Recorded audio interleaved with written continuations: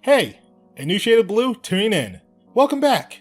It's past due for another Preternaturals update. For the uninitiated, I am developing a post-apocalyptic adventure series about a boy and his party of superpowered animals exploring an abandoned town. If you recall, I didn't want to release another log until I had something worth showing. Well, I finally finished the puppet rig for my protagonist, Demi, so let's take it from the top. For those independent creators out there who want to learn from my mistakes. I spent the last 4 months working on the rig. I posted to an animation group over Facebook and got in contact with a professional rigger, willing to sit with me and critique my work.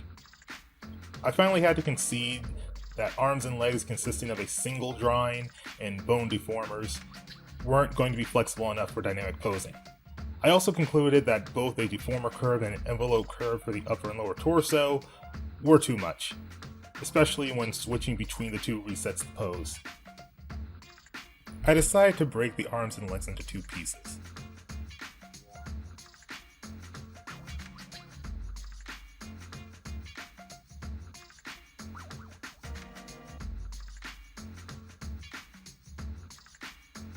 I also redrew the boots. I thought separating the toe from the leg would give me more flexibility, but after a quick test, it was obvious that redrawing the whole foot would be a lot less complicated. I made a joint marker so it would be easy to place pivots in the center of joints. I made the marker big and resized it into the needed drawing. It made finding the center point more precise because sometimes the stroke would change size when the peg does. I made the arms thinner so I could rotate the hands in cuffs without the wrist breaking out. Instead of using circle joints for the hands, I've opted for just drawing the fingers and auto-patching it into the cuff, which would act as the wrist.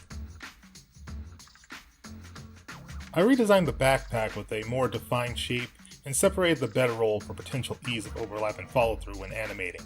Even though the project doesn't require full animation, I wanted to build the rig like it does, mostly for the practice.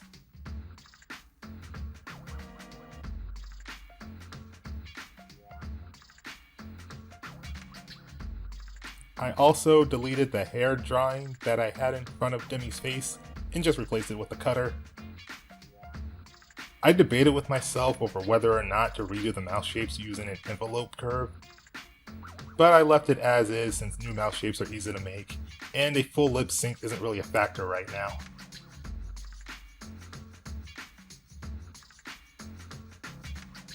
Back in February, I thought about how I want the final renders to look. I wanted thick black outlines and deep shading, but I also didn't want to spend hours drawing in every shadow. I couldn't draw the lines thick initially because it muddled the finer details of certain parts like fingertips.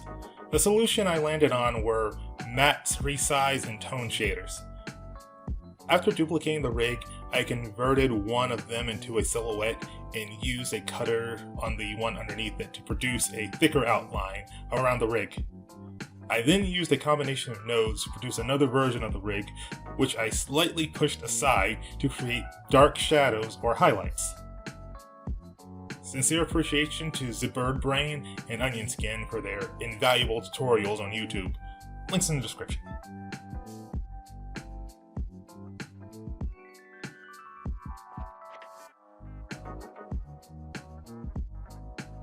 I added master controls for a full body turnaround, for the head's turnaround, and for both eyes and cheeks. I removed the eyes and cheeks on the advice of the rigger from earlier, but the turns are amazing. It makes shifting from one view to another so fast and easy, even though it resets the pose when you use it. So how did it perform?